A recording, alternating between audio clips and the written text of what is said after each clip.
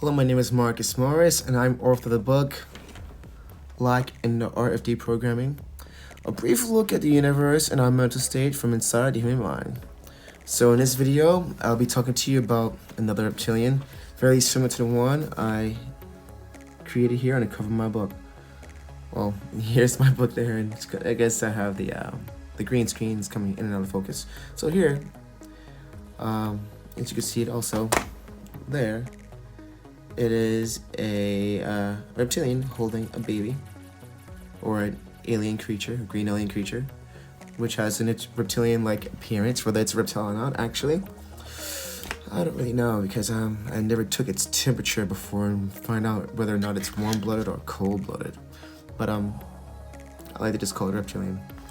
So yeah, so this thing seems to pop up all over the world in many different manifestations. We described a manifestation of the one in China called the Fuxi. There's one in the, let's say, Middle East or Mesopotamia, Babylonia. That one is the Ubaid lizard man and the Anunnaki. That took a couple of forms there. There's also other ones that were in Indonesia, India, Iraq, Iran, Syria. They seem to be all over the East, all over the Near East. So they're not only in the East, there's also a version of them that come up in Africa. So the one in Africa, specifically more like South Africa, this one is called the Chitauri.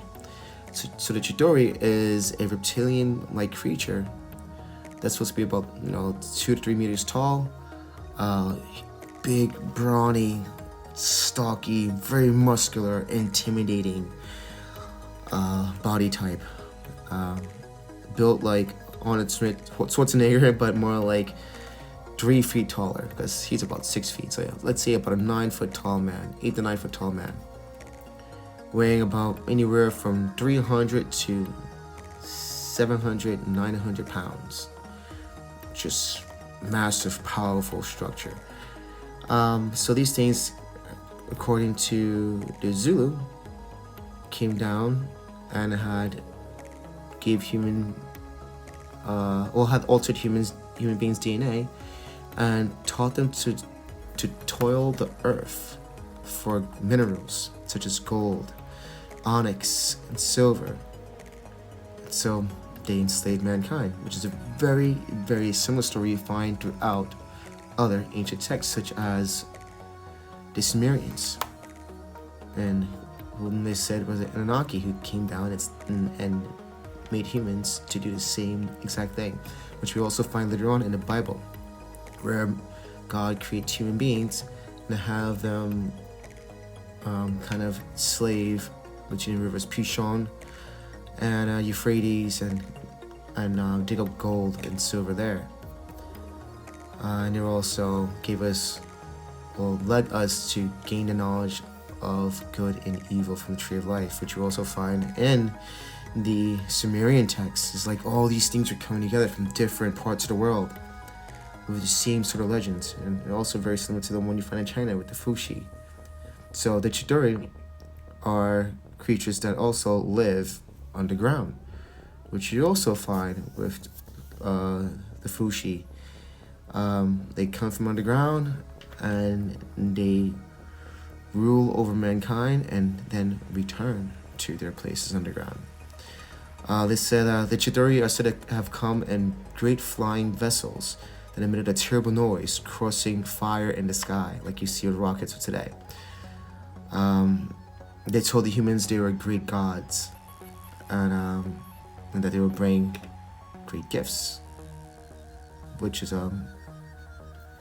something like you would see in other cultures. Gods coming from the sky, bringing great gifts and civilizing people, teaching them how to farm and how to till and irrigate their lands, and how to pick up the knowledge of animal husbandry.